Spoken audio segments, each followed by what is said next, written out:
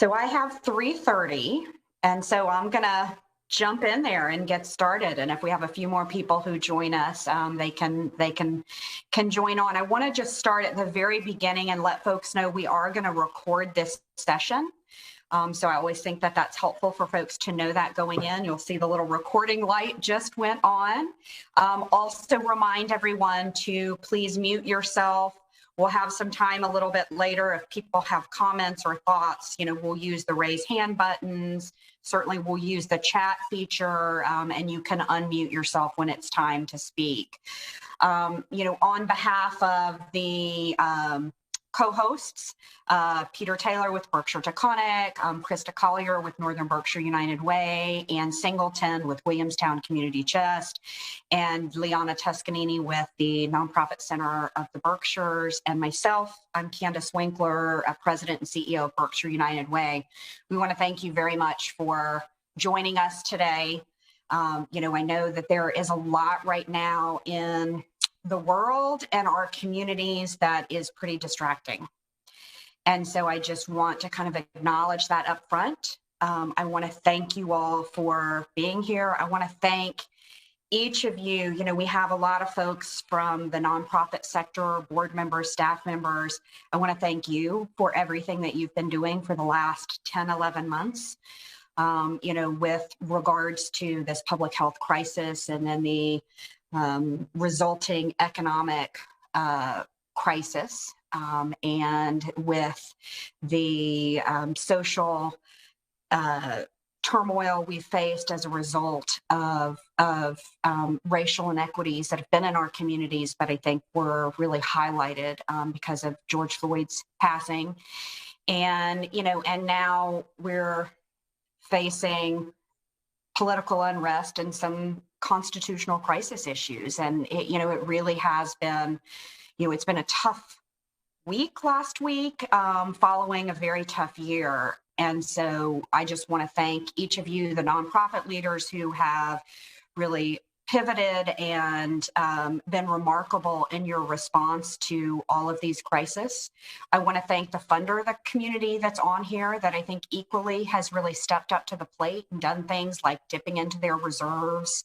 And then I want to take a second to thank our elected officials, because it is not an easy time to be a leader. It is, these are tough decisions that our elected officials are being asked to make, and sometimes in the face of strong public opinion that is against their decisions, and sometimes, fortunately, not so much in our community, but in the face of violence and challenges to themselves, their physical selves and their families. And so I just want to create some space for that. In addition to our elected officials who are going to speak, we also have, I think, Mayor Tyre and Mayor Bernard on. And, I'm looking forward to a robust conversation today. I think that the goal of this is for us to really have a better understanding of where resources exist now to help address some of the needs that we're facing in our community, to hear from you about some of the gaps that you see, and to begin some conversations about how we address those. This will certainly not be the first conversation of this. I know many of the sectors have been meeting, and we certainly know it will not be the last conversation that's needed, but hopefully today it will be helpful for us to spend a little bit of time together talking about the needs in our community and how we can continue to try to address those. So, a couple of logistics and a little bit about our agenda. We are going to start with Matt Russett from Representative Neal's office, and we're going to hear a little bit about federal funding that may be available, and we're going to take a few questions that we've gotten ahead of time for Matt.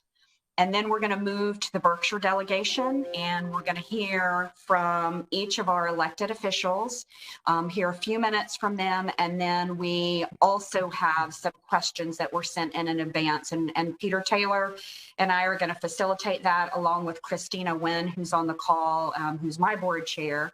She's going to help us manage the chat. I will encourage you, as we have our speakers, please start, if you have questions, put those in the chat. We want to have kind of a bank of questions, and we're going to start with those. If you have a burning comment or you think you have something you want to add, you can raise your hand. In your little, you go down to the bottom in your reaction area, there's an opportunity for you to raise your hand and let us know that. And we're going to do our darndest to facilitate a good conversation with, I think we've got close to 200 people on the call. So we'll do our best over the next hour and a half. I'm going to look to my friend Peter and see if I've missed anything. Very good, Candace. Thank you for the introduction and for everyone who's attending. I think we're ready to get going. Thank you. Okay, great. So Matt, I am going to kick it off with you. All right, great. Thank you so much. Those of you who don't know me, my name is Matt. I'm an aide to Congressman Richard Neal, and I will briefly kind of go over the top lines on what was in the $900 billion stimulus package that was passed on top of the omnibus spending bill in late December and signed by the president.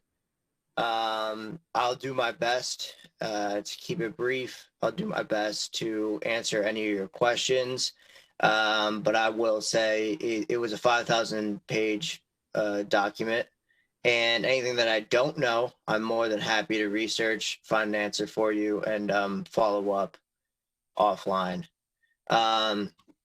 So obviously, I'm sure you guys have known the stimulus checks are $600. They're not $1,200. They're not $2,000 yet.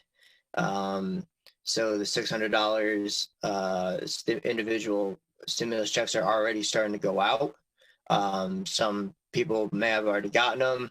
Some, I've been told, are going out in the preloaded cards again, which I don't think was popular, but a good thing to be aware of. The deal that was settled on the unemployment insurance was the $300 a week federal supplement on top of your state unemployment benefits.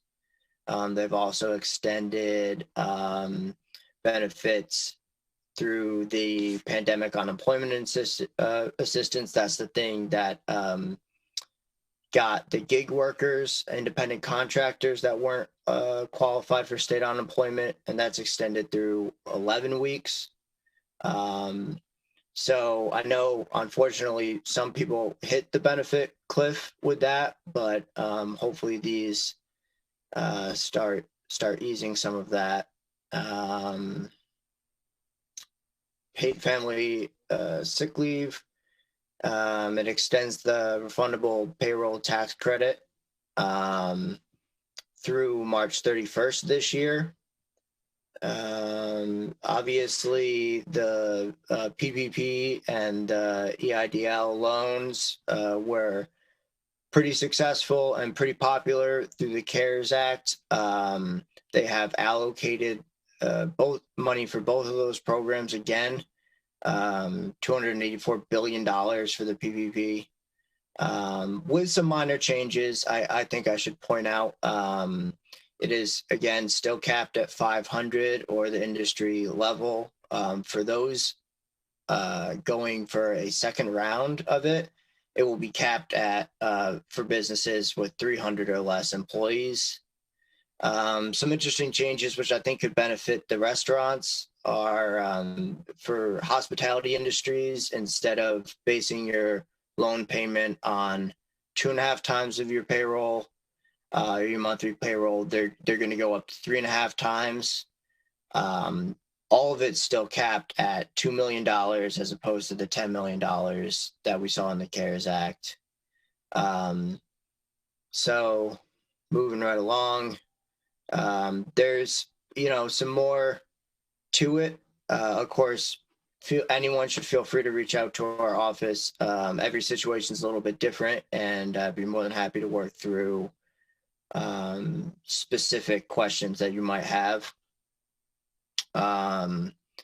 The EIDL loans, there's $20 billion for that. They are not forgivable in the way that the PPP loans are. But they're still a pretty good deal. They've been recalibrated to target for entities in low-income communities, for cities out in the Berkshires. I know Pittsfield and North Adams has some low-income tracks, so that could be beneficial for the cities out here. And let's see, a lot of money for testing and prevention programs. 20 billion for vaccine purchases, 9 billion for vaccine distributions. I know that we were, speaking about distributions in Berkshire County just earlier this week. So, another $20 billion for testing and contact tracing. So, the effort to manage the pandemic is still being well funded. I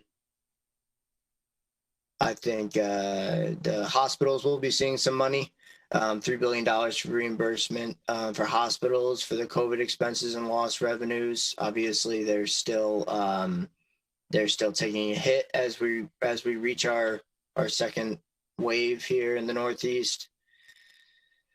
Let's see, what else do we have here? A lot of money still for food insecurity, $13 billion for nutrition assistance. They're going to increase the SNAP benefits by 15% through June of this year. I know obviously the food insecurity has been substantial, and the food banks have been feeling that. So hopefully that will help cut in that. There's $25 billion for emergency rental assistance. And they extended the eviction moratorium through just the end of this month. $4.25 billion for mental health. That's going right through through HHS. How that will be allocated out, I'm not sure if that's going to go through block grants through the state or whether that will go through direct grant programs just through HHS. That's something I'm more than willing to find out. So yeah, what else can I talk about here? Oh, the employee retention tax credit has been extended. I think that can be very beneficial to some businesses in the area. It raises the wage reimbursement from 50% to 70%, and it raises qualified wage per employee from $10,000 per year to $10,000 per quarter. So that is getting much, much more substantial, and something I think businesses in the Berkshires can benefit from. Hey, Matt, we have 2 questions in the chat for you. Yeah, sure. I don't have the chat open, so. No, that's all right. I'll be happy to read it for you. Can you talk about the grant funding for performance venues? And then the second question is, for PPP, is the number still 25% lost revenue? Yeah, that for real quick with the PPP, that is still the standard. And for I'm sure a lot of you guys have heard about the Save the Stages effort for independent venues, small theaters. There is $15 billion set aside. Through that, I'm not sure. Again, and I've talked to staffers on Senator Hinds' office about this. I'm not, and maybe they know but now more than me, but I'm not sure if that's going to be, $15 billion is a lot of money. But if that is competitive grants throughout the whole nation, that can go pretty quick, or whether that's blocked out through states can change the dynamic of how that's able to be accessed. So I don't know if that's a as robust of an answer as you were hoping for, but there is a good amount of money for stuff that I think, again, stages in the Berkshires can benefit from. So Matt, we have a question that was put in earlier that is wanting to know if there is money in the CARES Act to support nonprofits that have over 500 employees. Yeah, I mean, I'm fortunate as far as the SBA loan benefits go. It was capped at 500, and we weren't able to get a carve out for employers over that.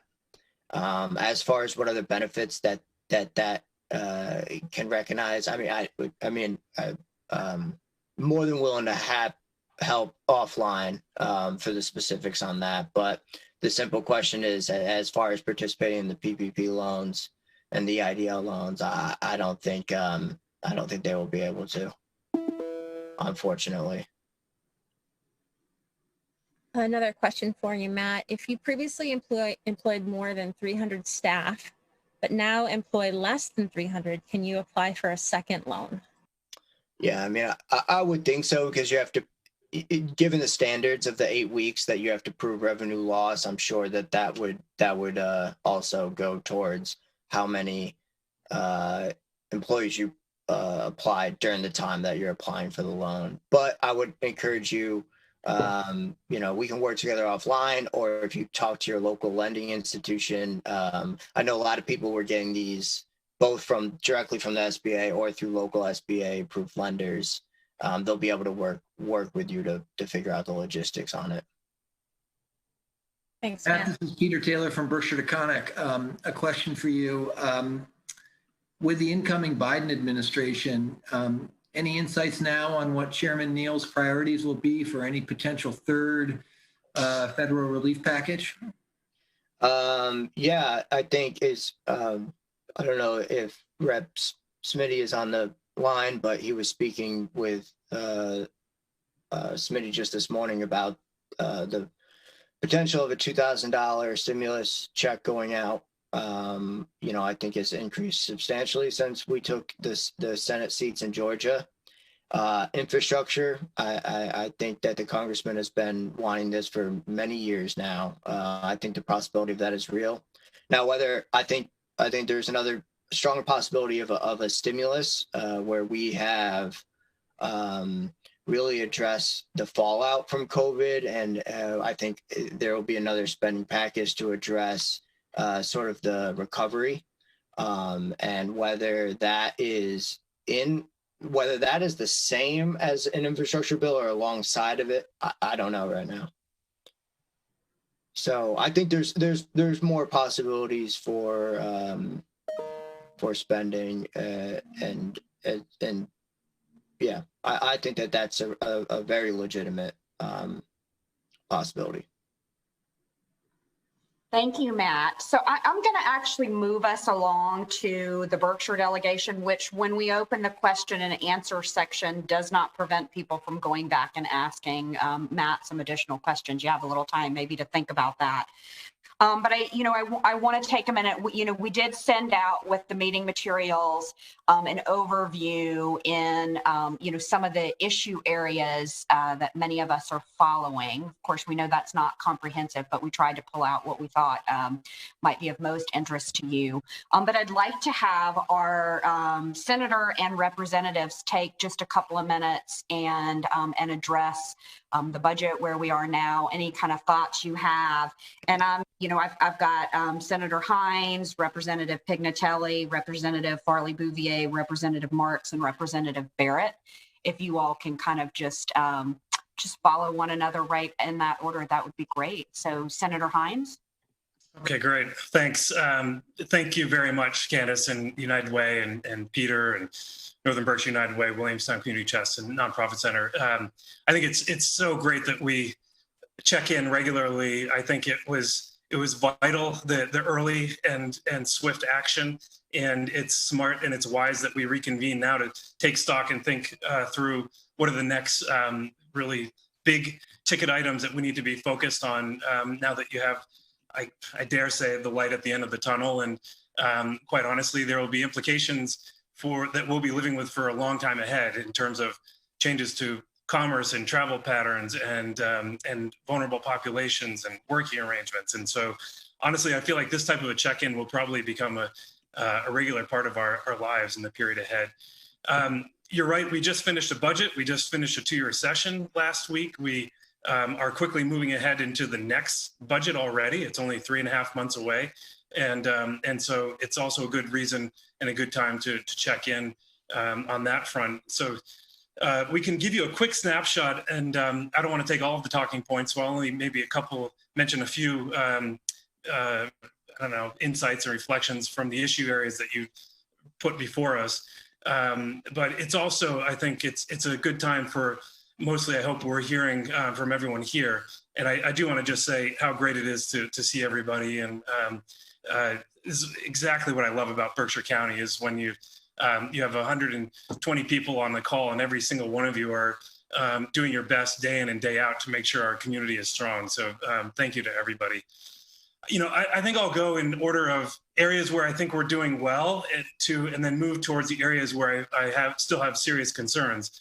And this again is on the list that you provided, which is education, food, arts and culture, economic development, mental health, housing, and childcare. I think I just revealed the order that I have them in, which is where we're doing okay for funding on the financial side, and to where I still have serious concerns. The education piece, the reason I say that is the federal stimulus bill just added 735 million. And we knew that going into our own budget. And so the federal stimulus has been huge, 193 right out of the gates. Now the 735 million, the state did 184 million per pupil. Our budget overall was 107, basically inflation over last year's budget. And so you get this sense of, and the educators on the line will probably tell me otherwise. I see we have 2 college presidents too. Great to see you both. There's a sense that given the challenges of in-person and not person, there is a need for more funding, and let's hope that we have what we need. So that's my very quick summary there. Food, we doubled last year's healthy incentives program and increased MFAP emergency food, but so that went from up to 30 million, so an additional 10. I think the answer to a lot of these is, how does this all translate locally? And so I think it's important that we hear from everyone. Do we need to take another swipe? Is that woefully underfunded? And so that's clearly a big concern. Arts and culture, we've been working very heavily on, just because we've had, not only is it such a big part of our economy, adding tourism, but to have such a blow during the summer. So we've had an additional 10 million added to our economic relief at the state level for cultural organizations. Some of it was just announced. A cultural facilities fund is being expanded. The economic development bond bill that we just did last week includes more, including for tourist destinations. So there's a bit there. You can always do more, but it feels like we tried to plug some of the gaps there in a meaningful way. Economic development, this really is in the category for me of, how does it translate locally? At the state level, there was just the announcement for over 600 million through the Mass Growth Capital Corporation. We also did a 250,000 that I was able to get in a supplemental budget that Laura and Tom at BRPC were managing. And I think they'll be the first to tell you, great, we got 250,000 for small grants. And the demand was more than double that for asks. So the demand is really there. I think it speaks to the need for the education piece, so making sure people know about the MGCC. And we did a state PPP version last week, which is much smaller, it's 30 million, but making sure that everyone out here is aware of that. I'm just gonna wrap up the last 3 in saying mental health, housing, and childcare. I still have pretty big concerns. I don't think we did what we needed to do in any of those. And housing, for example, sure, we increased RAF, so rental assistance for families in transition, but the numbers are scary, and so I think that speaks to an area where we could collectively lock arms. Childcare would be another one, and of course, mental health. We really, at the state level, moderate increases, and so I have some serious concerns there. So that's my quick snapshot, and I look forward to hearing my colleagues.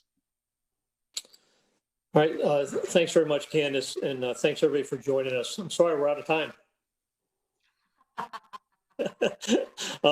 No, I just want to quickly add on to Matt Russett. I did have a long conversation with Congressman Neal this morning about the next round, or rounds, plural. And I'm very optimistic, and I think he is as well, especially in light of the results of the Georgia Senate races. Clearly, the Democrats have control of the House and the Senate, and clearly in 9 long days, unfortunately, we'll have a Democrat in the White House that's somewhat stable. But I think there's going to be a couple of rounds. I think there's going to be, it may be one round, but there's going to be components to it. I think we're going to see some real money getting into the pockets of people who need it the most. I think that $2,000 conversation is going to be really legitimate this time around. I asked them very selfishly. I mean, I think we in the delegation have done a good job with this budget this year. We had a delayed budget that was intentional, and I think we got criticized for that, going with the 1/12 budgets until the end of the year. I think that is going to pay huge dividends for us going forward. And I think unless the wheels really fall off, I think we're going to be avoiding any gubernatorial 9C cuts. So that's a good thing going in. But getting the economy going again, I think is critically important. So I asked the congressman, will money be coming to the states as well? Because as you all have struggled, we have lost about $3.5 or $4 billion ourselves of revenue. That's why our delay in the budget getting established was really why we delayed it. I think he's optimistic some monies will come to the state, which will then filter out to the agencies, many of which are on this call here today. And then I think a real big one that Matt touched on is the infrastructure. This has been talked about for several years now, and I really believe that's going to jumpstart the economy by getting people back to work. Having a job is the greatest social program we could ever have. Getting people back to work is going to be priority number one for all of us, not only on this call, but in the legislature.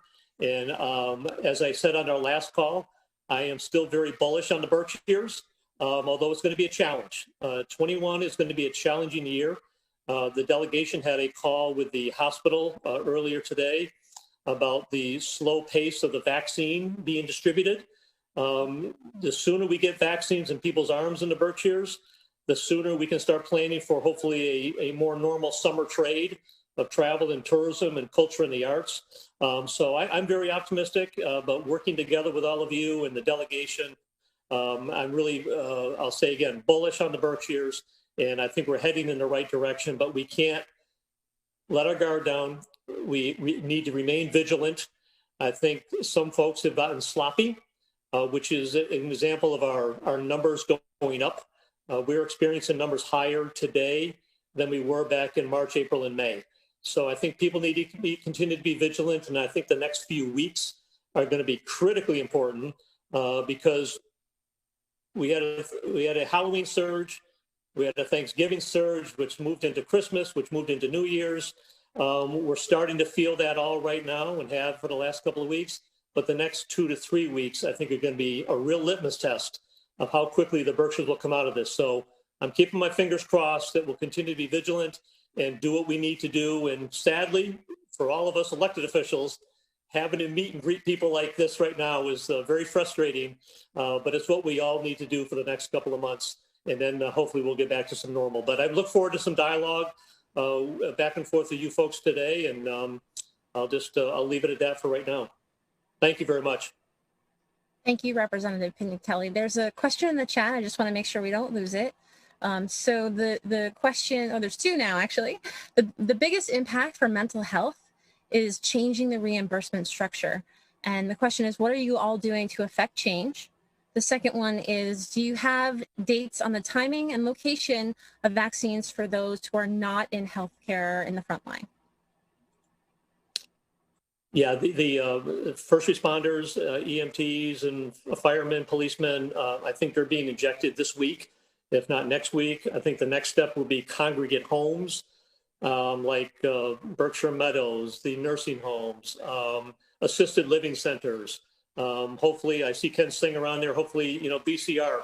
That'll be the next round. And then we're trying to really advocate, and the delegation has been really locked at the arms on this, to encourage DPH to get us our fair share of vaccines, give us the ability to administer them ourselves so we're not fragmented. We're small in numbers in the Berkshires, but as far as we're concerned, there's an awful lot of people that need this vaccine, so let's get it done. There's no time or place beyond this right now. We're actually working with local leaders to find the easiest, accessible, ample parking, and the ability to get people there to these locations to get them lined up. We don't want to have lines like you're seeing in Florida or other parts. And I think if we do a north, central, south, we'll be able to avoid that and get as many people as vaccinated as possible, as soon as possible. Thank you. Rep. Yeah, and I'll follow up with this next question. It's asking what measures will we take to encourage people to get the vaccine. At this point, when I say our, it's collective, all of us, right? Our goal is to get as many vaccines as many arms as we can. And what we're finding with the populations that have so far been eligible, in every one of those populations, from hospital, people working at the hospital, people working in the nursing homes, there is some percentage of people that are hesitant, and then there's a significant percentage of that once they see other people doing it, they feel more comfortable and they get that vaccine. So I think we're going to continue to see that. But I also, we're also really clear that the goal is to get as many people vaccinated as possible. And that's going to take a lot of work. And I know that it's not just the vaccine in the arm, but there's a lot of logistics that go around with that. And all of that is important to make sure that it runs smoothly. A smooth running of the rolling out the vaccines will help to engender confidence, right, in the whole process, which means that more people will feel comfortable getting the vaccine. So I'm going to pivot back to the budget, if that's okay, and just highlight a couple of things. And I'm going to kind of go where Adam left off and talk about early ed. So to me, child care and early education should have been at the very center of the reopening that happened, those discussions that happened in the spring and early summer. And we have to remember that child care and early ed now is even more integrated with out of school care, right? Because so many kids are not in the classroom. One point it was because it wasn't their day or their morning to be in school. And now so many people are, kids are learning remotely anyway. But those centers need to be supported in so many different ways. And what we find in, if we think education in the state of Massachusetts, and we often call it the home rule state, right? Like every municipality has their own system of education, right? But childcare is like 10 times more difficult and more complicated than that, because you have home daycare providers, you have center-based, you have all different kinds of center-based, and there's no system for it. So it's been really very difficult. And those who are providing care are unbelievable heroes. And without their dedication to their work, people wouldn't be able to go to school, to be able to go to work. What we know, anecdotally, we also know by data, is that women are significantly more disproportionately impacted by this pandemic than men. Why? Because they're staying home to take care of their children, to make sure they get through school, and they're trying to work. And sometimes it's working, and sometimes it's just not working. And so we need to solve the childcare and early ed problem, and it needs to be job one, so that we can get, just like Smitty said, we got to get people back to work. We can't get people back to work if we don't address the child care system. And so, that is going to be a major focus of mine in the coming months. And know that the funding for that is also complicated, because you can't give the city of Pittsfield, dollars to do childcare, because it's way more dispersed than that. So all these other things are super important, and I believe in funding all of them, but I just think that early ed and childcare doesn't get talked about enough, and so I just wanted to focus my remarks on that. So thanks very much, Candace, and thank you all for being here. It's exactly this kind of conversations that we need to have. You've got quite a few yes, amens in the chat that are agreeing on early ed. Representative Marks?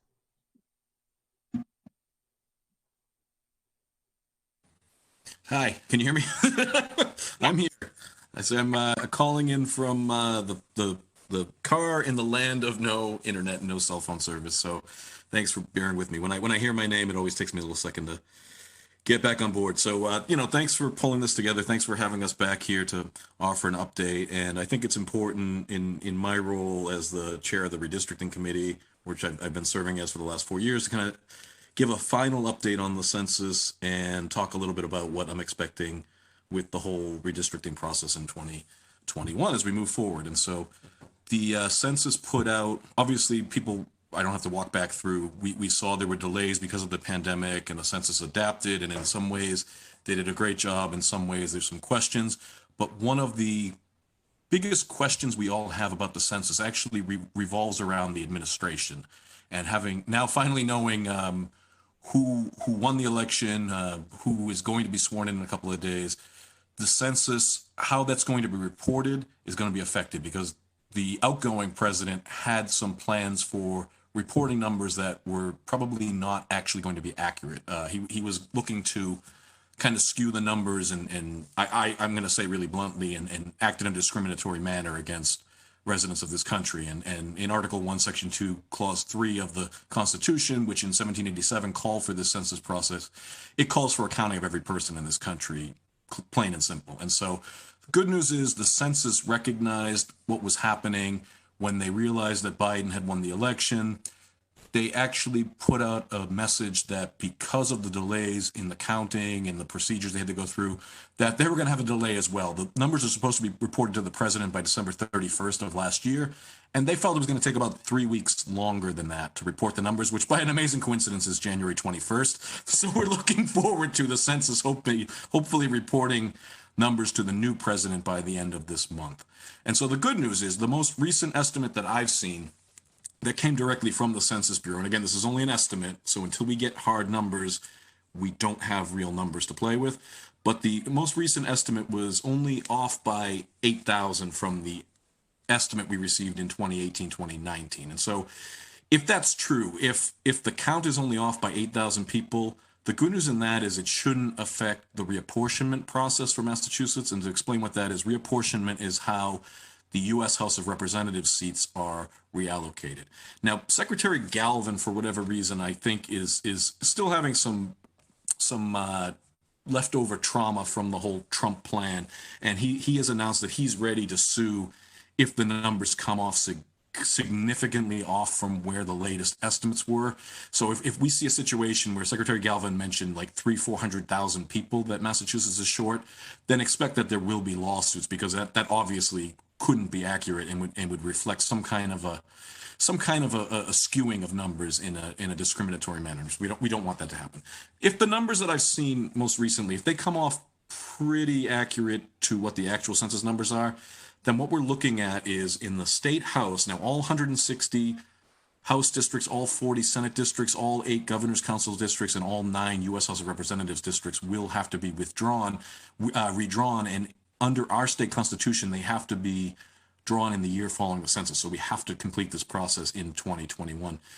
The House numbers under what I've seen, you're looking at an ideal of about 43,085 people. And so we can vary in the House and Senate districts by 5%. So our districts would have to be somewhere between 40,931 and 45,239. And that reflects about a 2,000 increase from 10 years ago. And so without counting a single person, each of us in our House districts and our Senate districts will have to be looking for, making up that number. In the Senate, we're looking at an estimate of numbers between 163,722 and 189,56. Again, a pretty significant increase. I think about 8,000 more than the 2010, 2011 numbers. In the U.S. House, they can only vary the districts by 100, and in 2011, we actually varied them only by 1.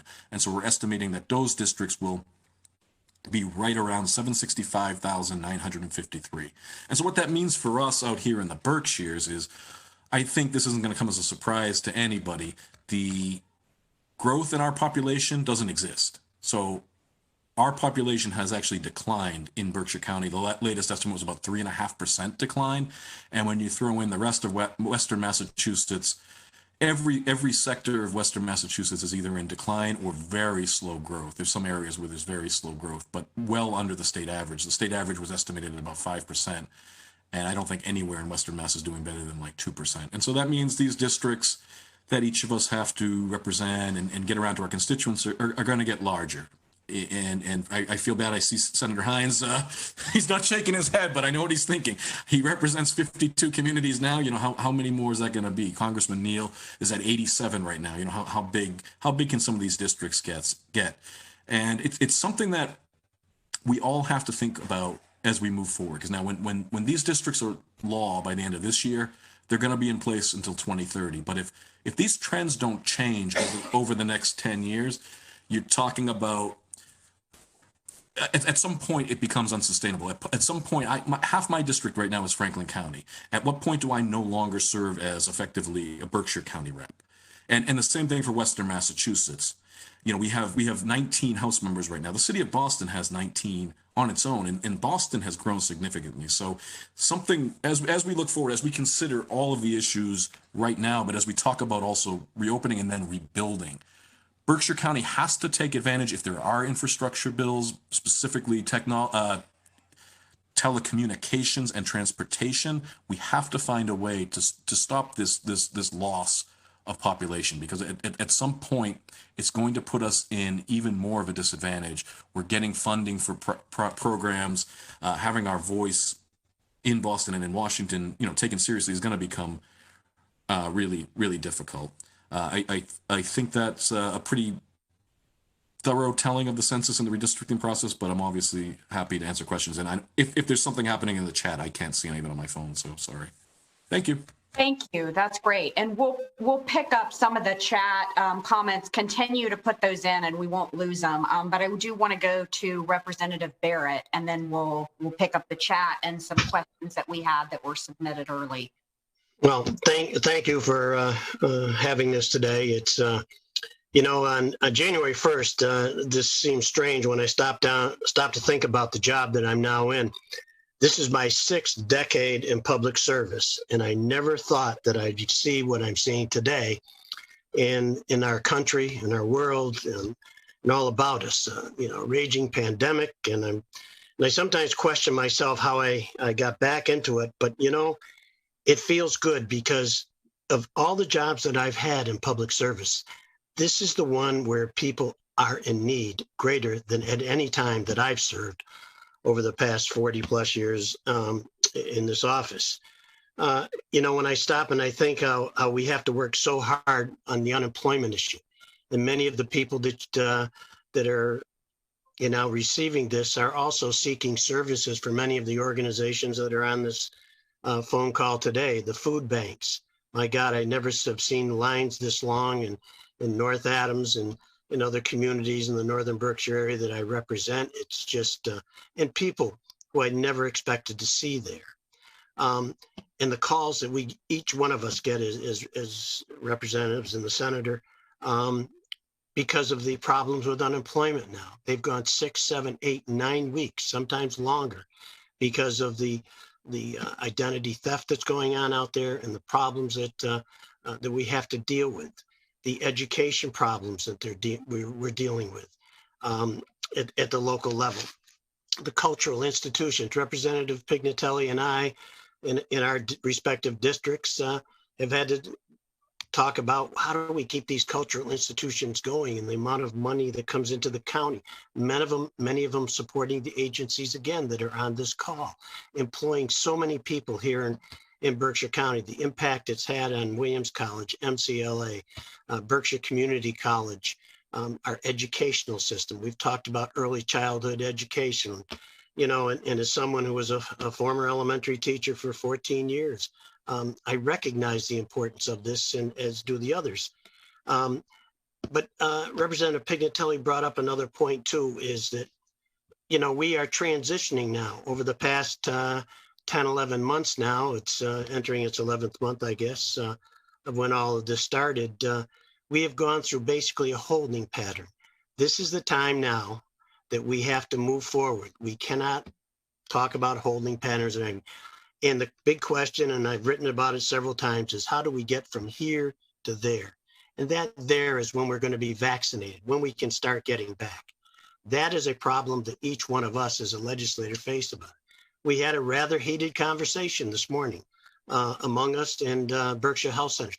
Not heated in an angry way, but a frustrated way. We do not believe that the state of Massachusetts is adequately providing the vaccine or a plan. Has to be, there is no plan in place to get it in people's arms. They're getting it here. But when you stop and think about it, in the state of Vermont, they're right now vaccinating psychiatrists, psychologists, and everything else. Yet we have over 400 dentists. I think that was the figure they used. I didn't believe it. That have not received the vaccination and will not receive it until phase 3 of the distribution process. Something's wrong there when that's happening, you know, and we're pushing very hard with the support of, we're supporting Berkshire Health Systems to make sure that we can get this county vaccinated. There is no reason on God's green earth that we shouldn't be fully vaccinated in Berkshire County by the middle of April, if they would undertake and follow the plan that was talked about this morning. That should happen. We have seniors that are calling our office. When are we going to get vaccinated? We have teachers, we have grocery workers, we have everybody from all walks of life they're concerned. People calling, when's my unemployment check going to come? My mortgage is due. People who haven't paid their rent in months, what's going to happen there? These are situations I never thought that I would see. And then we see what happened in Washington last week in a disgrace. It's a very turbulent time. And you're on the front line. We're on the front line, but boy, you're really on the front line in the frustration that you must feel in dealing with all of these problems. Now more than ever, though, we have to walk the talk. We need strong leadership, and it has to come from your community. It has to come from the political community, and it has to come also from the religious community. And we've got to put it together. If not, we will not recover from this pandemic for more than a year and a half, 18 months, possibly longer.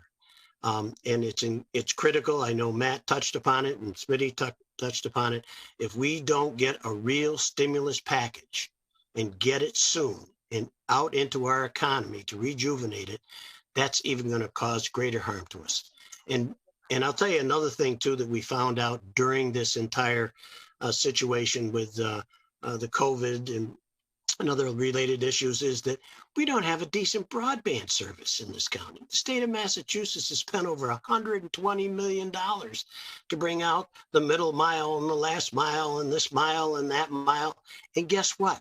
Every day that's gone by, we've gone further and further behind. People have lost jobs because of that, because they cannot get decent broadband service. So these are things that are very important to all of us as we work our way through it. But now we've been in a holding pattern. No longer. We have to be prepared when we come out of this holding pattern. Hopefully by the beginning of summer, hopefully we'll all be vaccinated to move ahead. And I think many of those that are afraid of the vaccine I think we're seeing less and less, and there's probably a good chance we'll get to that 75% mark that people have to become vaccinated, and we can start to do it. As I told one individual who was very reluctant to get it, and it was an older person. I said, "Do you ever want to see your grandchildren again? You haven't seen them in 11 months. Do you want to see them again? That should be enough for you to want to get that vaccination, even if it knocks you on your rear end for a few days. Take it and get it done, and it'll happen." But boy, I'll tell you, I have nothing but the greatest respect for the people that are on this call, and also my colleagues. I thought this was an easier job than being mayor. I'm starting to wonder.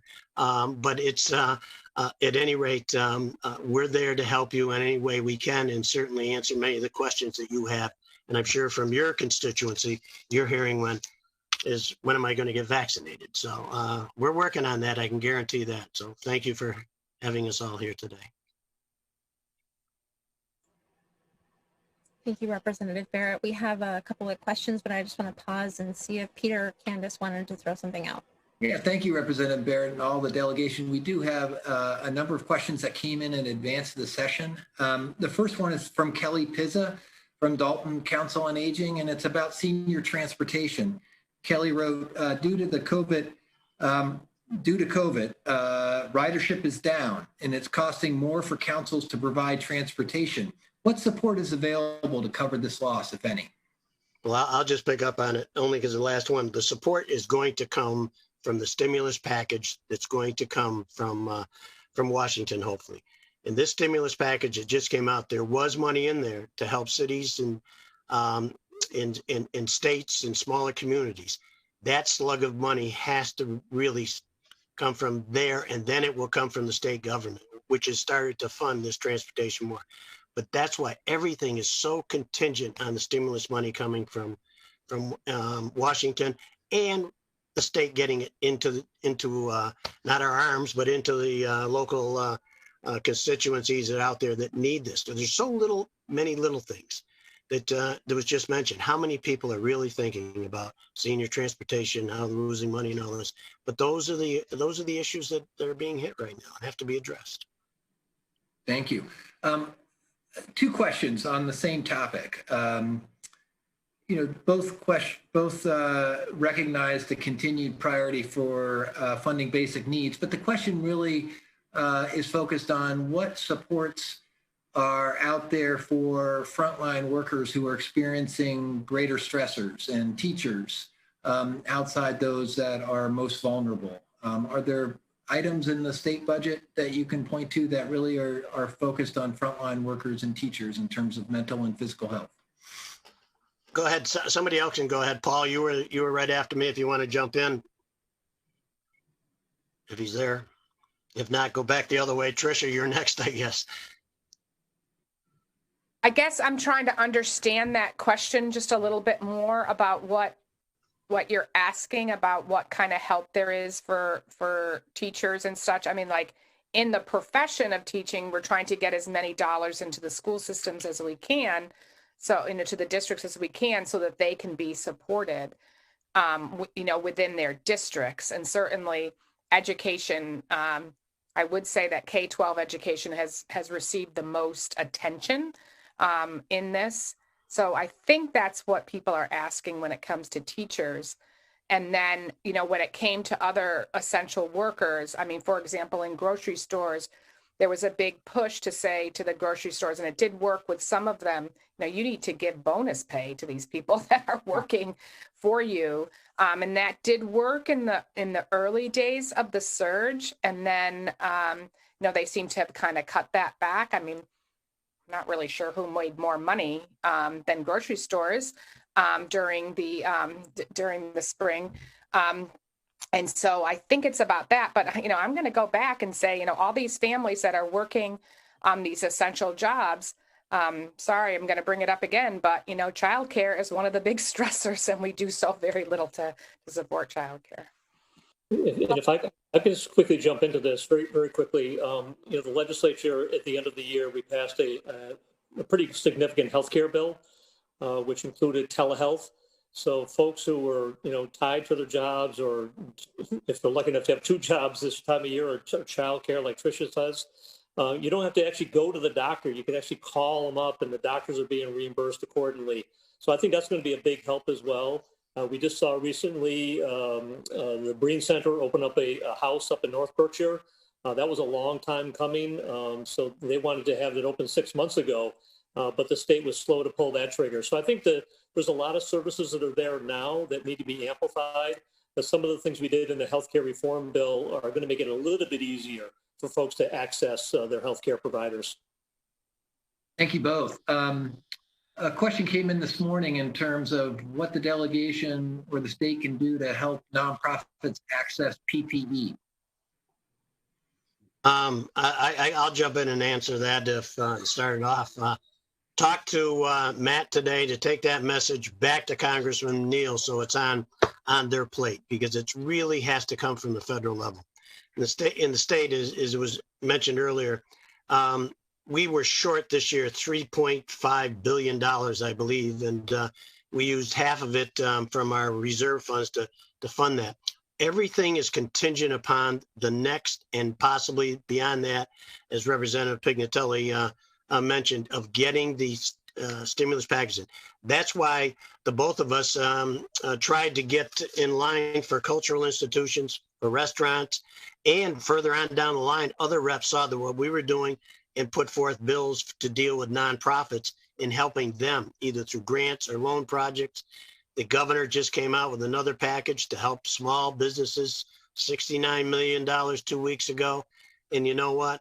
They're not really talking about the nonprofits and how they're making the decisions that they're making. They really have been negligent in that area. But other representatives have jumped up and started putting a program in place. If the stimulus money comes through, hopefully the governor will take that legislation and fund it, and then get money back in assistance to the nonprofits that are out there. Nonprofits from all areas, not just cultural institutions, but the food pantries, Berkshire Mental Health, any of those that they're in need for it. Thank you. That's my segue to the last question before we get back to the chat is, and this is for anybody in the delegation. Do you anticipate any other supplemental appropriations before the next fiscal year budget? And if so, how best can nonprofits really get information to you and inform what you advocate on their behalf for in Boston? I doubt it before the next budget, only because the next budget is 3.5 months away. And so, and we're just receiving this now. I mean, I say that, and I know probably next week we'll be signing off on a supplemental budget. But the reality is that we have done these supplemental budgets from time to time. We did a major COVID supplemental budget, which was tied to basically getting FEMA reimbursements. We needed to spend it in order to get the $1 billion reimbursement. And so the challenge when you have so much money going into the state right now is we're under a state of emergency, and we've relinquished a lot of control at the legislative level. This last budget, we said, actually, we don't like that arrangement. And so we're kind of asserting ourselves again to get more control over that. But really, I have a feeling the real crux, the next biggest conversation is going to be in April for the House. And so the runway between now and then for everyone on this call, working with the representatives, and then May for the Senate. And I want to underscore the point that's been made by everyone else about the importance of the federal side. Sure, we were down $3.5 billion this fiscal year, and we covered it via one-time expenditures, rainy day fund, et cetera. We were able to tax $30 billion that was brought into Massachusetts through the federal government, through PPP, through unemployment and one-time checks. Without that, it probably would have been $5-6 billion. And so the implications that these forms of assistance, sometimes in direct assistance to the state, other times through other programs, we cannot overstate it. And it allows us, quite frankly, to do a couple things I mentioned in the chat in terms of reimbursement rates. We're able to say we can shift money around based on what we're seeing in real time in Medicaid expenditures, Mass Health, et cetera. And so it's a bit of a shell game, but it's going to be that way probably for, I'd say, the rest of this fiscal year, the next fiscal year even. And if I can just add, Peter, that I would agree with the senator that it's unlikely unless the next and a soon federal stimulus includes aid to the states, which obviously we've been left out. The state has been left out in the last few stimuli packages. But the other thing is that it is really normal that starting in January, and an awful lot of these partners on this call know this, that we have, regularly conversations with different sectors to talk about, what the needs are, what's going on. I think of these big breakfasts that Ken Singer puts together, right? So to talk about like what's going on with human services, that kind of work should continue. There's no reason that we can't still keep meeting, albeit, like this, as opposed to, in the ballroom at Berkshire Hills. So we continue to want to partner with members of our community to first and foremost listen and learn about what your needs are so that we can turn around and advocate at the state level. Yeah, and just following up on what Tricia said, that on the stimulus money again, the governor just released $69 million, I believe, 2 weeks ago. He couldn't release it, even though he had the program ready to go. He couldn't release it until the stimulus money came in, and I think you're going to see a lot of it happening now. Will there be a supplemental budget? No. Will there be appropriations or recommendations or whatever coming out of the administration? Yes. They will be doing programs. Hopefully they will do programs, and we will be advocating for it, that will benefit the nonprofits, especially in counties like Berkshire that they're in such need. The nonprofits are in need. So I can see a package coming out from the governor's office.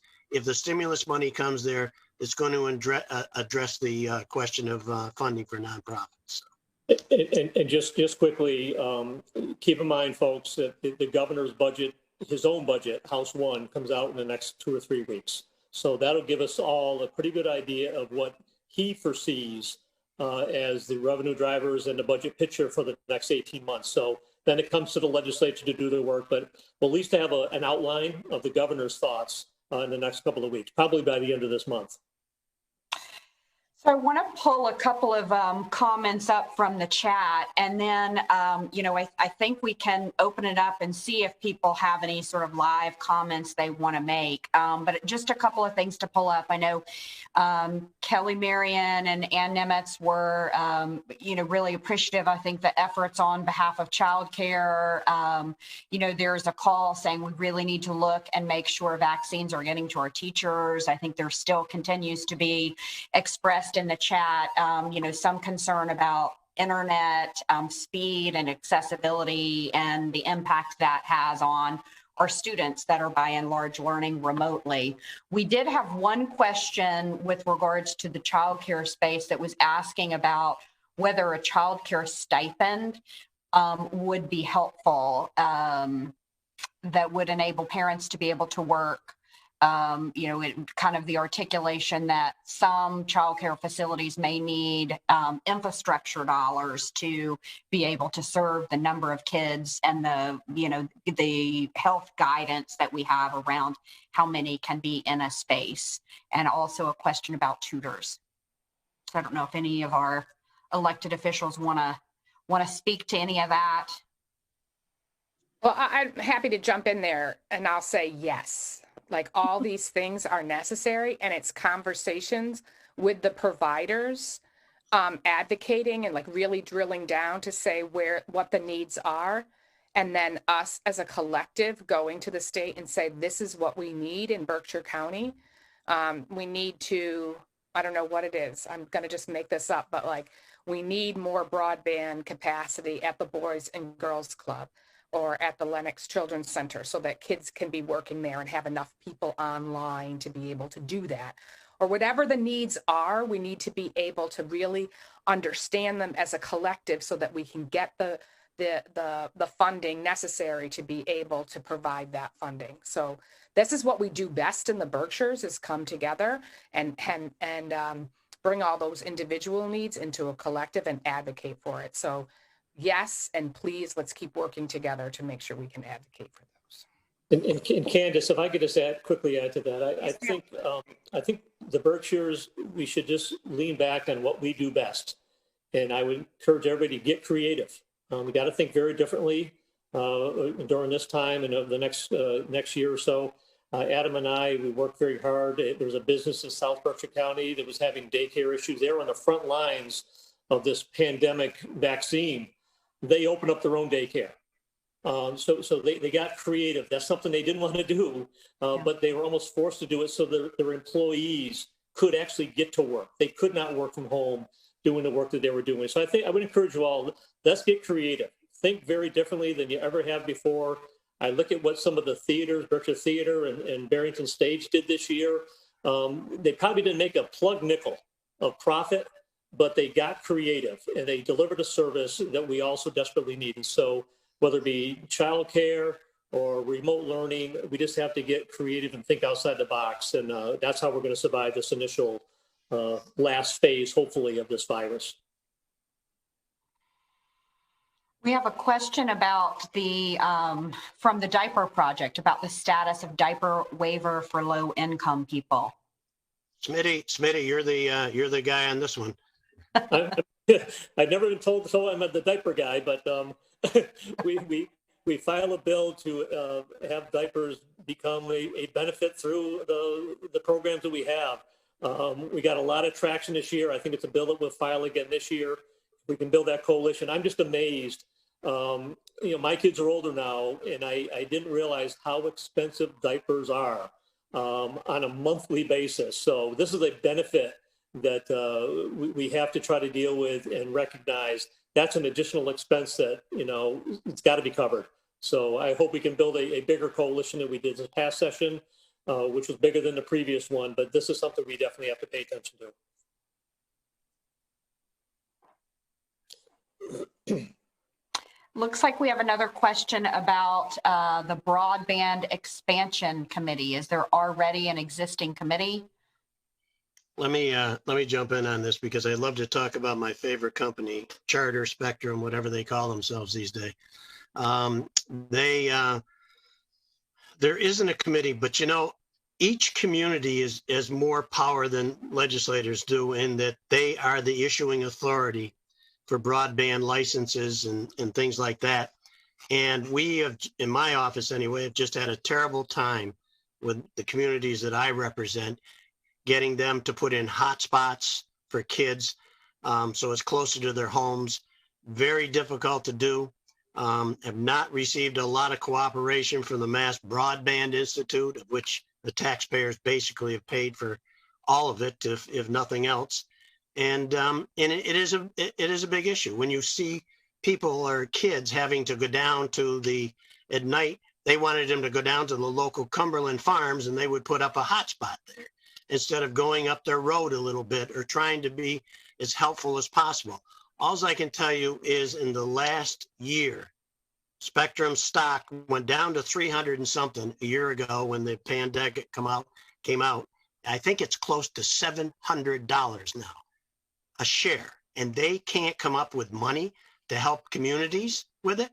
Every community should be demanding, whether you're a mayor, a selectman, a manager, demanding that Spectrum make available hotspots in the community, makes available laptops available for the kids there. Those are the types of things that they should be doing. Instead, they'll put on Showtime for a month for people. I mean, they have done nothing as far as I'm concerned in this entire pandemic. And I'm glad whoever asked that question has now got my blood pressure up because they have been an absolute failure in this entire thing. And I just wish that the local communities and the leaders who run them would call them in, call them before a city council, call them before a selectman, Zoom them in, whatever they have to do, because they should be ashamed of themselves for what they've done. Broadband And last year I got $2 million in the budget to do a study in Berkshire County, how Berkshire County can create its own broadband service and determine what the cost is going to be. That's the future out here. And we have to understand it. We're not going to have a major highway in. We're not going to have an east-west railroad in our lifetime, probably. So we have to get on the information highway. And it's not happening out here. And the lines are there. But last year alone, the utility companies charged nearly $50 million. The utility, the telephone company and electric companies, just in pole replacements in those individual communities. Many of those poles have been sitting there for 50, 60 years, and it cost, and they had to replace it as though it was a new one. So it's just a travesty of what's gone out here, and it just angers me because it's hurting the kids. It's hurting the teachers, and those are the people that are needed, and it's hurting our economy badly too. Well, if I could add, it's probably hurting Paul Mark too. He's probably in his car. Paul Mark. trying to get a broadband connection. But I would echo everything the Rep. Barrett just said. What's frustrating with Spectrum to me is if you get on their website right now, or you see the commercials, you can pay for faster speeds. They never have to go to your house to do it. So they clearly have the capabilities of doing it. I've encouraged the governor, it's fallen on deaf ears, through an executive order to mandate these Verizon, Spectrum, whatever your cable or phone provider is, give you the fastest speeds possible. I'm doing fine until you get 2 or 3 people in your household and everything slows down. But I can get on the Spectrum website and pay an extra $50 for faster speeds. They never come to my house, but they've got the capabilities. Damn it all, let's do it. Thank you to the delegation.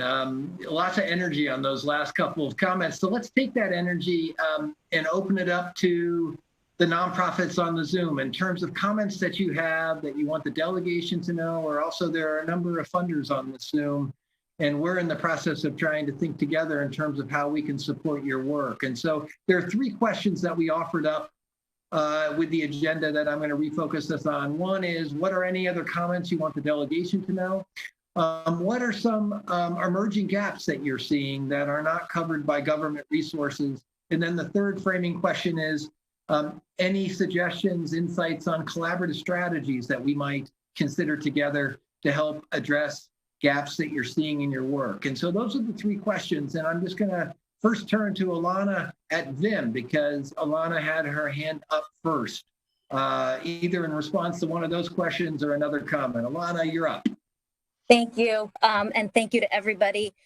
I have a few things and lots of thoughts, but I won't say them all. First question, I have 3 questions though. I'm curious if there's any work being done right now to see the impact of the second homeowners who've moved here and the impact that they have had on the community over, this COVID period. And just seeing, how that's impacted both the economy, but also the local nonprofits, especially during this year-end time, and how that's offset some of the losses that different places have seen. The second thing, as I will mention, is in terms of the ESOL students and the immigrant population, this is who we're seeing mostly at Vim. We've seen a huge gap within the school system on support for the ESOL families. And I think what happens is we have a mindset of what we need to do. Oh, we just need to give people broadband and then they can connect to school. But we're not thinking about what it takes to actually effectively connect. Do the parents have the literacy to use the computers? Can they support the children while they're home? What are the other supports that are needed to surround that? And I think that's the impact of these centers in Pittsfield and Berkshire South. To be there to support some of these kids and to be able to fund these programs fully would be an easy thing to do and a high impact move for the delegation.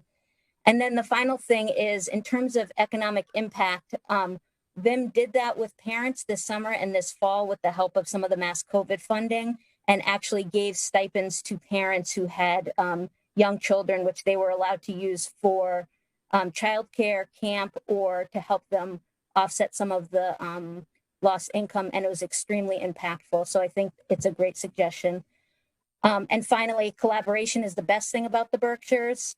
I think COVID has really brought that out. And I think from the food secure, I mean, you know, food is definitely an issue, but we are not seeing, I mean, in our population, we are not seeing hunger. We're not seeing people who are food insecure because there's been such amazing collaboration to make sure that there are so many spaces to pick up food and to get food, and Berkshire Bounty and everyone, that people have access to what, you know, the resources. So I think the collaboration needs to focus not always on just finding the resources, but making sure we're getting people to the resources that already exist. Thank you. Thank you, Alana. A lot of good comments and questions there. Let's go back to your first, to the delegation. Any insights, analysis that's been done about the impact of new arrivals in the Berkshires?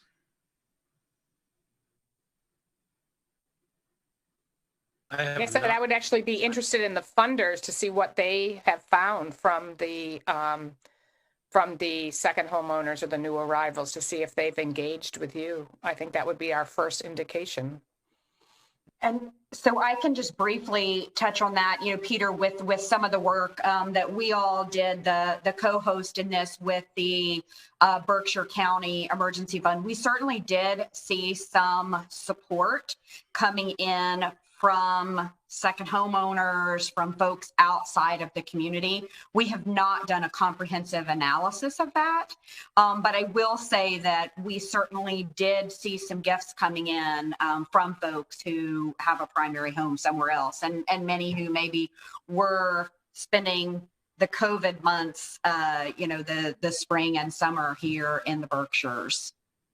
And I'll just add to Candace to say that in terms of donors that work with and through the Community Foundation, we have a number of donors who are part-time residents that have indeed moved up here full-time, and they were active participants in our COVID response efforts. I'd also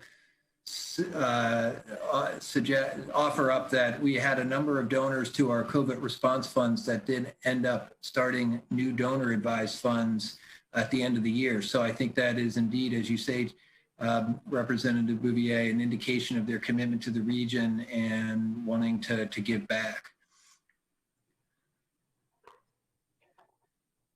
So, I'm also interested in how people volunteer too, like they're new to the Berkshires.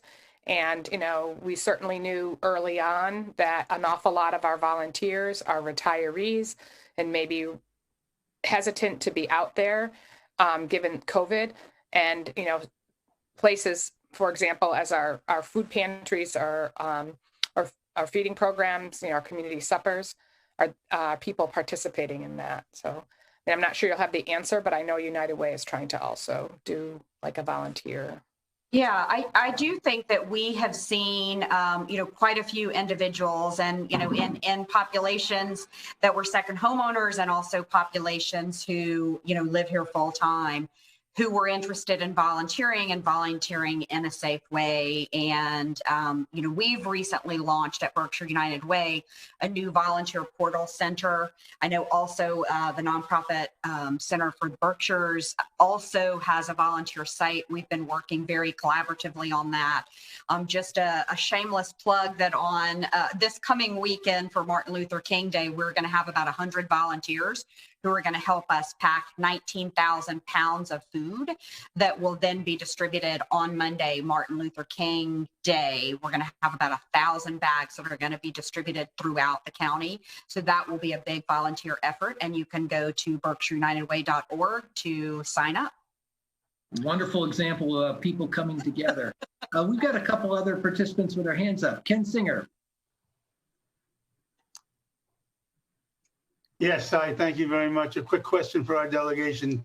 When COVID broke out in the spring, we worked very hard along with you, our delegation, and the governor to urge them to give us hazard pay for our staff who are working in the front lines, which is the only way we could really get them when they needed an incentive to go in there. We had about 14 houses that were quarantined at the time.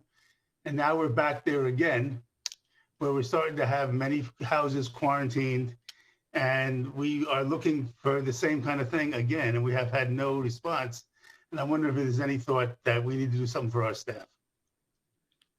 So can I just let's be in touch so that we can collectively advocate for that? Because I think, to be honest, if I got to decide, instead of people who have not lost any income at all and, are making over $50,000, why are we getting stimulus checks? I think that money would be much better spent on hazard pay for people like your workers, for nursing home workers. We should be doing things to take care of low-income workers, because that is how we are going to actually protect the public health, of all the individuals in our community. So I'm happy, and I'm sure the entire delegation would be happy to collectively advocate for that for you. Appreciate that, Tricia. I mean, we are spending a lot of money because we have to do it, whether we get reimbursed or not. That's the only way we can do it. And we're paying a ton of overtime. Just to give you an idea, about every payroll, about $25,000 overtime. I agree that we need to take another swipe at that, because I actually filed an amendment in the last budget around hazard pay for EMS workers and got nowhere. And so the fact that we're experiencing this increase, and it's clearly time to do it again. Ilana, I want to make sure we answered your question. The ESOL, I mean, the vision for the funding to schools was for it's $225 per pupil to the school district. And so then they can react in their own needs. So maybe we speak with Peter Dillon and identify if there's a missing gap. I want to hold up how you drilled into where the challenge is. There's this professor at Harvard, Raj Chetty, who's, I swear someday he's going to get the Nobel Prize in economics for big data, because he sheds a light on how do you get policies to work. And he essentially says it's not just a housing voucher program. We've identified that the neighborhood that a kid grows up in is one of the big indicators, but it's not just creating a voucher program. It's also having somebody there who's going to assist somebody with the application and have them follow up. And that's when you see the impact. And it's often the missing piece in a policy. So I'm glad that you pointed that out in this instance. So. Absolutely essential. Caring adults, surrounding kids in communities, something also we do well here in the Berkshires. We've got Marie queued up to make a comment or a question, and while Marie is speaking, any final comments? We're ready for hands in the queue. Marie.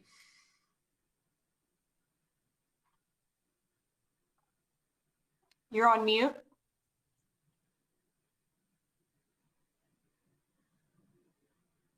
Yeah, I'm Marie Rudden. I'm the head of the Berkshire Community Diaper Project. I just wanted to respond to the question about second homeowners now living up here, sometimes permanently, sometimes semi-permanently. We have 2 new board members who just moved up here, who had, second homes, but now they're here full time. And we've had a lot more donations from second homeowners who now live here, who have been learning more about, need in the county. So I just want to say, I think that I've noticed an enormous difference since they've been coming here.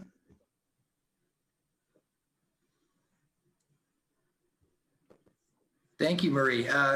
Christina Wynn, anything from the chat to draw into the conversation? There's a lot of things that are happening in the chat. We're a very active group today, which is really wonderful to see the engagement from folks.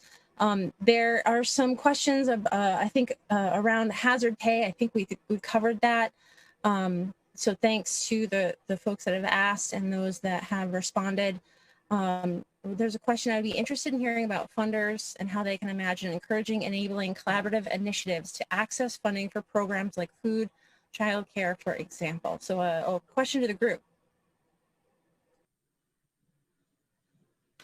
Well, I think actually, there's a number of examples right now where there's a lot of collaborative strategies being used by nonprofits that have resulted in funding. I would turn to really the access to food and nutrition and some of the coalitions that have come together, especially in South County, that has resulted in, and I know philanthropy coming from the Community Foundation to support both the actual food going out into the community, but also the coordinating capacity necessary to make that work. So it's a good example and a real critical need in how nonprofits have come together and philanthropy has responded. So thank you for that question. Candace, or other examples you want to hold up? Could I just jump in and just talk about food a little bit? I think what's happening in Berkshire County around food access is really very exciting. So in the legislature, like in the before times, before this pandemic, there's a food systems caucus that started, and it was really around connecting, growers, producers, including like fishermen and restaurants and farmers markets. But this caucus really pivoted extremely well to dealing with food access and food insecurity. And that then worked closely with the governor and his administration to get a lot of funding to our food banks, but also to how do we make it better when this whole thing is over? So there's a lot of funding around making things more sustainable. The easiest thing to talk about is cold storage, right? So funding these big refrigerators or freezers so that farmers can have access to cold storage so they can elongate their selling season, but then that provides access to food pantries and such. So I think it's really exciting to see how that we can bring the resources of the Berkshires to feeding people right here, because we know that that food is healthier. And if we really care, like if taking care of people and their health is what we really care about, we have to not just feed them, to feed them healthy food. Critically important.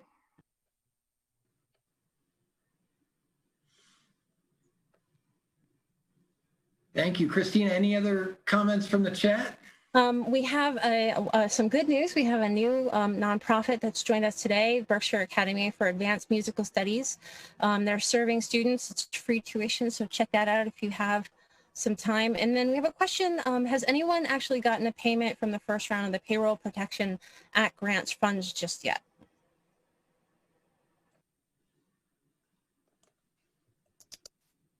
So I believe that question is has any nonprofits perhaps gotten authorization around recovery of, or not recovery, but forgiveness of the loans from the first Paycheck Protection Program? And I'm seeing some folks saying yes, that they have, that's been forgiven some time ago. So a couple hands up. Perfect. All right. I think, Peter, if you want to close us out. Yeah, no, I just want to, this has been just a very lively, productive conversation, just what we intended when we designed this session. And I want to thank the delegation and Matt Russett for being here today.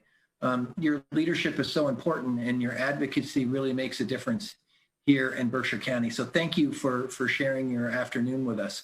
I also want to thank my colleague Candace Winkler and everyone on the Berkshire Funders Roundtable in terms of their assistance in designing and implementing this session, especially Candace and her team for your coordination for today. And lastly, I just want to thank the nonprofits in the forum today. Your work has just been absolutely extraordinary since the leading edge of this crisis in Berkshire County. And the Berkshire Funders Roundtable has just been amazed and heartened by the collective response of the nonprofit sector and our ability as representatives of the philanthropy community to be able to bring some resources to you so you can do your good work as you have since March. So thank you for your hard work, dedication, and commitment to your missions. I thought I'd leave you with some resources that are available to you that might help you in your work. And I'm going to try to share my screen really quickly with those. Can you all see my screen?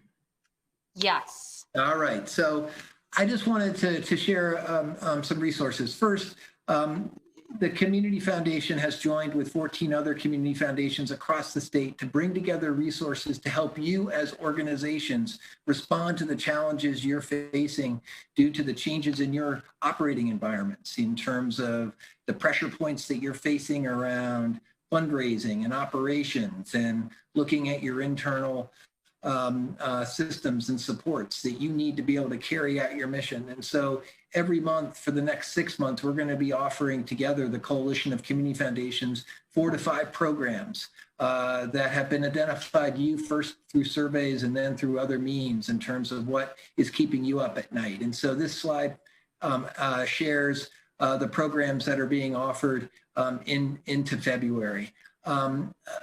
We also have pulled together a group of funders in Berkshire County to fund organization level technical assistance. And so if you attend one of these education programs, or if you have a pressing issue that you need outside consulting support, a pooled fund has come together to support technical assistance from the New York Council of Nonprofits that has a consulting arm to their operations. And so we'll be looking for those that have participated in the virtual offerings, but also other inquiries that come in, because the New York Council of Nonprofits has resources available to help you one-on-one through those challenges.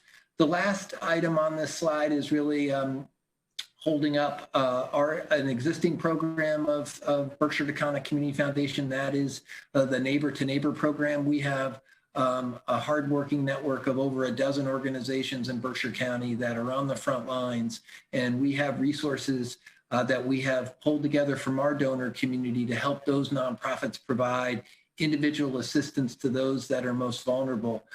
We're fortunate that in this year's state budget, there was $10 million that is being allocated through community foundations to help those most vulnerable, especially immigrant families that do not have access to all the government benefits. And we are allocating that $350,000 that came from the state through our Neighbor to Neighbor partners. So thank you to the delegation for making that those additional resources available. So with that, I'm going to close today just by thanking you again for your work. There are a number of funders on the call here today, and we intentionally have been listening to your comments and your questions to try to think about what comes next for us in terms of trying to fill some of those gaps and some of the needs that you identified. We were so fortunate to be able to work together in the early days of this crisis to pull together some resources, almost $3 million in resources to help close some of the gaps, especially before government resources became more widely available. So we are continuing to think as a funder community what we can do to stand shoulder to shoulder with you as this crisis continues, given that there are good rays of hope on the horizon that we've talked about today. So with those comments and list of resources, I want to again thank my colleagues at the United Way and at the Berkshire Funders Roundtable, and also the Nonprofit Center for the Berkshires for co-sponsoring this today. So with that, good evening, and please know that you can contact any of the funders on this call with additional comments or questions. As well, I know the delegation would welcome your communication as well. So with that, good evening, and thank you. Thank you. Thank you. Thanks, everyone. Thank you so much.